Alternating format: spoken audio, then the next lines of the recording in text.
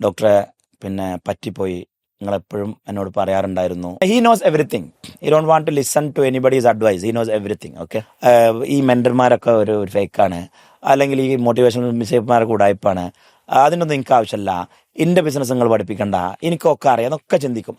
അപ്പൊ doctor G, ഇപ്പൊ ഒരുപാട് കമ്പനികളെ ഇങ്ങനെ മുന്നോട്ട് നയിക്കുന്നു, അതുപോലെ സ്വന്തം ഒരുപാട് കമ്പനികളുണ്ട്, ഇങ്ങനെ ഓരോ പരിപാടികളായിട്ട് പോകുന്നു.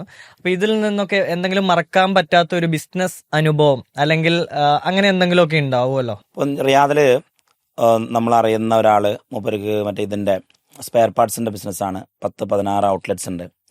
അപ്പോൾ പിന്നെ ഹോൾസെയിൽ ഡിവിഷൻ ഉണ്ട്. അപ്പോൾ മൂപ്പർ തന്നെയാണ് അതിൻ്റെ മൂപ്പര് എപ്പോഴും ഇങ്ങനെ ഫുൾ ഓടി നടക്കുന്നത്. ഞാൻ ഇടയ്ക്കൊക്കെ DP ഇമേഴ്സിനൊക്കെ അന്ന് ആലപ്പുഴ നടക്കുന്ന സമയത്ത് മൂപ്പർക്ക് ഇങ്ങനെ മെസ്സേജ് ഇടുമായിരുന്നു, സാറേ DP ഇമേഴ്ഷൻ ഉണ്ട്, നിങ്ങളൊന്ന് വന്ന് നോക്കി, ചിലപ്പോൾ നിങ്ങളുടെ ബിസിനസ്സിനും ലൈഫിനൊക്കെ ഉപകരിക്കും. ഒരു വട്ടം വിളിച്ചു, 2 വട്ടം വിളിച്ചു. 2 വട്ടം വിളിച്ച മൂപ്പര് ഞാൻ തിരക്കാണെന്ന് പറഞ്ഞപ്പോൾ വന്നില്ല. അപ്പോൾ ഞാൻ മൂപ്പര് ഒഴിച്ചു വിട്ടു. ഒരു 2 വട്ടമൊക്കെ നമ്മൾ വിളിക്കുള്ളൂ, പിന്നെ മൂപ്പര് ഒഴിച്ചു വിടും. കാരണം ഓല് പങ്കെടുക്കൽ നമ്മൾ ആവശ്യമില്ലല്ലോ, ഓല ആവശ്യമല്ലേ. അങ്ങനെ കാലങ്ങൾ കഴിഞ്ഞു പോയി.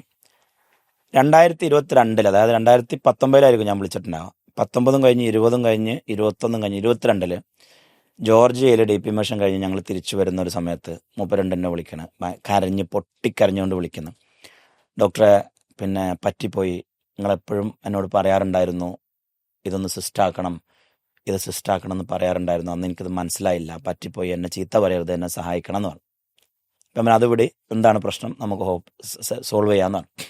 മൂപ്പർക്ക് എന്താ സംഭവിച്ചു വെച്ചാൽ 2-3 കാര്യങ്ങൾ. ഒന്ന്, മൂപ്പർ ഈ ഷോപ്പുകളൊക്കെ ഉണ്ടായിരുന്നത് അവിടുത്തെ അറബിയുടെ പേരിലാണ്, സ്വന്തം പേരിലേക്ക് ലീഗൽ ഇൻഫ്രാസ്ട്രക്ചർ ചെയ്തിട്ടുണ്ടായിരുന്നില്ല. അപ്പം സാജിയ എന്ന് പറയും, അവിടെ ഇൻവെസ്റ്റർ വിസ ചെയ്തിട്ടുണ്ടായിരുന്നില്ല.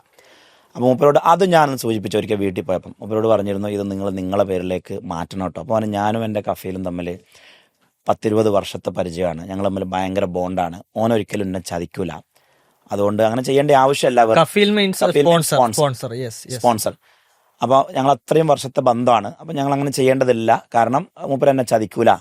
അപ്പം ഞാൻ മൂപ്പരോട് അന്ന് വെറുതെ ചോദിച്ച്, അല്ലടോ കഫീൽ അങ്ങോട്ട് മരിച്ചാലോ എന്ന് വെച്ച്. കഫീലിൻ്റെ മക്കളൊക്കെ നമ്മളെ മുമ്പിൽ വളർന്നു വന്ന ആൾക്കാരല്ലോ, അങ്ങനെ he knows everything, he don't want to listen to anybody's advice, he knows everything. Okay, അങ്ങനെ സംഭവിച്ചെന്ന് വെച്ചാൽ മൂപ്പര് ഒരു മാനേജർ വെച്ച്, ഇത് സിസ്റ്റാക്കാണെന്നാണ് മൂപ്പരെ വിചാരം, ഒരു മാനേജർ വെച്ച്, എന്നിട്ട് ഈ ഷോപ്പുകളൊക്കെ മാനേജ് ചെയ്യാൻ മാനേജർ ഇങ്ങനെ ഹാൻഡിൽ ചെയ്യുക. ഈ മൂപ്പര് ഇടയ്ക്കിട്ട് യാത്രയൊക്കെ പോകും. അപ്പോൾ ഇപ്പോൾ ഇവിടെ മൂപ്പരുടെ കാഴ്ചപ്പാടിൽ ഇവിടെ സിസ്റ്റ് അയക്കണം, മാനേജർ വെച്ചോടുകൂടി കമ്പനി സിസ്റ്റ് അയക്കണം. അപ്പം മാനേജർ മൊത്തം മാനേജ് ചെയ്യുമല്ലോ. ആ മൂപ്പര് യൂറോപ്പ് പോകും, ഇവിടെ പോകും, അവിടെ പോകും, തുർക്കി പോകും, മൊറോക്കോ പോകും, അങ്ങനെ കറങ്ങി നടക്കും. ഒരു ദിവസം മൂപ്പര് നാട്ടിൽ പോയി വന്നപ്പം, സൗദിയിൽ ഇറങ്ങിയപ്പം കഫീൽ വിളിച്ചിട്ട് പറഞ്ഞ്, പിന്നെ ഇനി മുതൽ നീ കമ്പനിയിൽ വരണ്ടായിരുന്നു. ഷോക്കായിട്ടുണ്ടാവുമല്ലോ.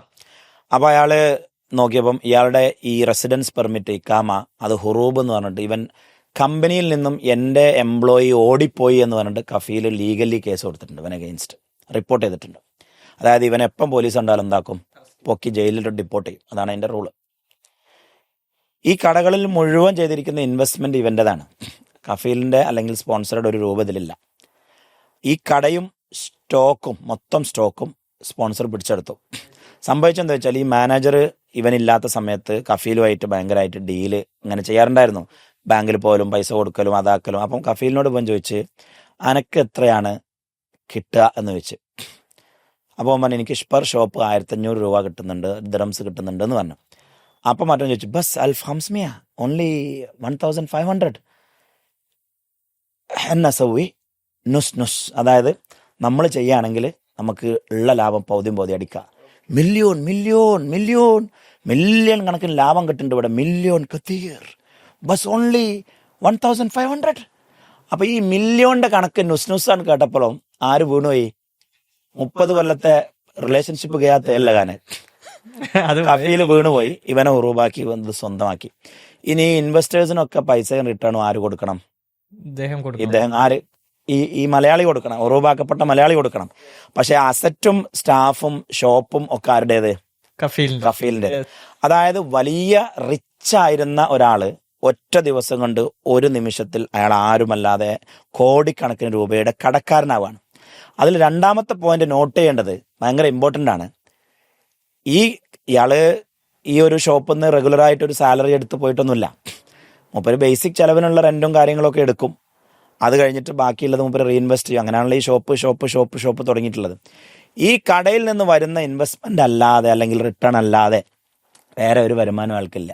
നാട്ടിലൊരു ബിൽഡിങ്ങോ ഒരു സ്വർണ്ണോ ഒരു ലാൻഡോ ഒരു സാധനമില്ല. വീടുണ്ടായിരുന്നു, കുറച്ച് റബ്ബർ ഉണ്ടായിരുന്നു. പണ്ടൊക്കെ അങ്ങനെയാണല്ലോ, സ്വത്ത് എന്ന് പറഞ്ഞാൽ റബ്ബർ വാങ്ങിയിട്ടുള്ളതാണല്ലോ. അപ്പോൾ ആ റബ്ബറും വീടും വിറ്റിട്ടൊന്നും ഈ കടം വീടില്ല.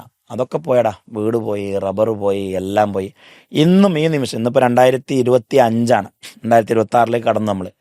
ഇപ്പോഴും അയാൾ കടം വീടിയിട്ടില്ല. അപ്പം നമ്മൾ വിചാരിക്കും ഒന്ന് ബിസിനസ് എന്നും ഉണ്ടാവില്ല. ബിസിനസ്സിന് എന്തും സംഭവിക്കാം. ബാക്കപ്പ് വേണം. നമ്മൾ വിചാരിക്കും 30 കൊല്ലമായിട്ട് ഞാനും കഫീലും ഭയങ്കര സൗഹൃദമാണ്, മൂപ്പരിനെ ചതിക്കൂലെന്ന്. ബിസിനസ്സിൽ ലീഗൽ ഇൻഫ്രാസ്ട്രക്ചർ നമ്മളെ പേരിൽ പാർട്ട്ണർഷിപ്പ് സ്ട്രക്ചറിങ് എന്ന് പറഞ്ഞാൽ വളരെ ഇമ്പോർട്ടൻ്റാണ്.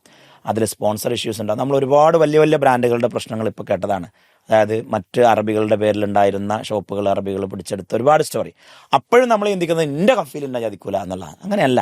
കഫീൽ മരിച്ച് മക്കൾ വന്നാലും മതില്ല. മക്കൾ നോക്കുമ്പോൾ ലീഗലി കണ്ടാൽ 25% എൻ്റെ ഉപ്പൻ്റെതാണ്. ഓന് വളരെ ധാർമ്മികമായിട്ടാണ് ചോദിക്കണത്. 25% എൻ്റെ ഉപ്പൻ്റെതാണ് കൊണ്ടാ.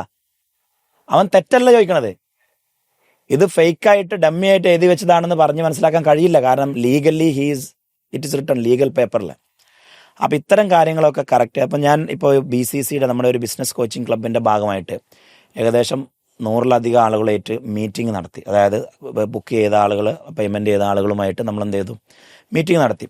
അതിലെൻ്റെ ഒരു ഏറ്റവും വലിയ ഒബ്സർവേഷൻ അപ്പോഴാണ് എനിക്ക് മനസ്സിലായത്, നമ്മൾ ബിസിനസ്സുകാരുടെ അറിവില്ലായ്മയുടെ ഒരു ഡെപ്ത് എത്രത്തോളമാണ്, അല്ലെങ്കിൽ അനാസ്ഥയുടെ, അലംഭാവത്തിൻ്റെ, അല്ലെങ്കിൽ അശ്രദ്ധയുടെ ഒരു ഡെപ്ത് എത്രത്തോളം. ഏകദേശം 90% കമ്പനികളുടെയും ബേസിക് ലീഗൽ ഇൻഫ്രാസ്ട്രക്ചർ അല്ലെങ്കിൽ പാർട്ട്ണർഷിപ്പ് ഇൻഫ്രാസ്ട്രക്ചർ കറക്റ്റ് അല്ല.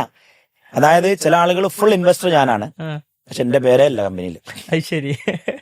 നടത്തുന്നത് മുഴുവൻ ഞാനാണ്, പക്ഷെ കമ്പനി വേറൊരാളുടെ പേരിലാണ്. അങ്ങനെ ഒരു പിടുത്തമില്ലാത്ത കുറേ കമ്പനികൾ. അല്ലെങ്കിൽ ഞാനും പാർട്ട്ണറാണ്, ഞങ്ങൾ 50-50 ആണ്, അല്ലെങ്കിൽ അങ്ങനെയാണ്. ഇതിനൊരു സ്ട്രക്ചർ ഉണ്ട്, ഒരു പ്രൊഫഷണൽ ലീഗൽ സ്ട്രക്ചറിങ് ഉണ്ട്. അത് ഭാവിയിൽ പ്രശ്നങ്ങൾ ഉണ്ടാവാതിരിക്കാൻ ചെയ്യുന്ന സ്ട്രക്ചറിങ്. അങ്ങനെ ഇതിൻ്റെ ലീഗൽ പ്രൊഫഷണൽ സ്ട്രക്ചറിങ് ചെയ്തത് 100-ൽ 10 കമ്പനി പോലും ഇല്ല. അന്ന് മാത്രമല്ല, ഇത് നോക്കുകയാണെങ്കിൽ നമ്മൾ പേഴ്സണൽ ഇൻവെസ്റ്റ്മെന്റ്, അതാണ് അതിൻ്റെ രസം.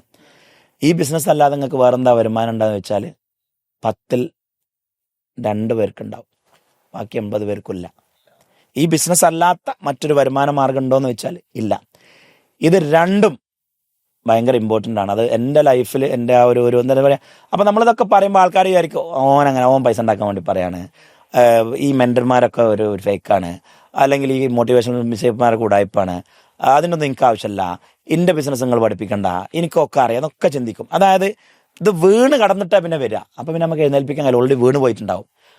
വീഴുന്നതിൻ്റെ മുമ്പ് ചെയ്യേണ്ട 2 കാര്യങ്ങളാണ്. ഒന്ന് ലീഗൽ ഇൻഫ്രാസ്ട്രക്ചർ ഒരു ഭാഗത്ത്, ഒന്ന് നമ്മുടെ ഫൈനാൻഷ്യൽ സെക്യൂരിറ്റി പാരലലി ബിൽഡ് ചെയ്യണം. ഇത് രണ്ടും ചെയ്യാത്തവരാണ് മിക്കവാറും ബിസിനസ്മാൻമാർ.